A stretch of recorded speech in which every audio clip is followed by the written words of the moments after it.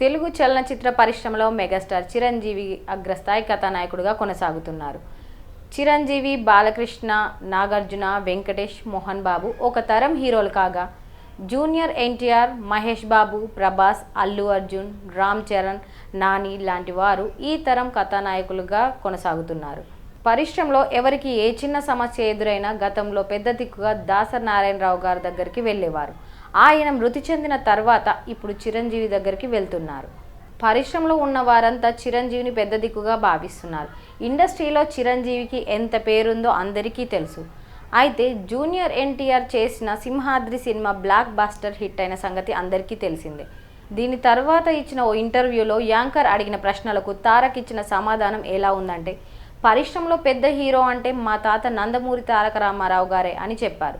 అయితే ఈ సమాధానం చాలామందికి నచ్చలేదు. చిరంజీవికి వ్యతిరేకంగా తారక్ సమాధానం చెప్పాడని భావించారు.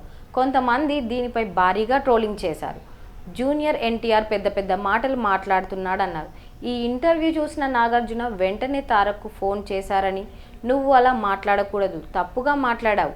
పరిశ్రమలో పెద్దవాళ్ళు చాలామంది ఉన్నారు, వారందరికీ నువ్వు గౌరవం ఇవ్వాలి. తెలిసి తెలియక నువ్వు మాట్లాడిన మాటలు నీ కెరీర్ని కిందకు తోస్తాయి. ముందు నువ్వు చిరంజీవికి ఫోన్ చేసి సారీ చెప్పు అని చెప్పడంతో జూనియర్ ఎన్టీఆర్ మెగాస్టార్ చిరంజీవికి కాల్ చేసి సారీ చెప్పారు. తెలిసి తెలియక మాట్లాడాను, అటువంటివేమీ మనసులో పెట్టుకోవద్దు, నన్ను క్షమించండి సార్ అని తారక్ చిరుతో మాట్లాడారని అప్పట్లో వార్తలు వినిపించాయి. గతంలో జరిగిన ఈ వార్త ఇప్పుడు సోషల్ మీడియాలో వైరల్ అవుతుంది. ప్రస్తుతం కొరటాల శివ దర్శకత్వంలో దేవర షూటింగ్లో బిజీగా ఉన్నారు. అలానే వార్ 2 సినిమాలో ఎన్టీఆర్ హృతిక్ రోషన్తో కలిసి నటిస్తున్నాడు. ఈ వార్ 2తో పాటు దర్శక నిర్మాత కరణ్ జోహార్ తీయబోయే కొత్త సినిమాలో కూడా ఎన్టీఆర్ గ్రీన్ సిగ్నల్ ఇచ్చినట్లు గుసగుస వినిపిస్తుంది.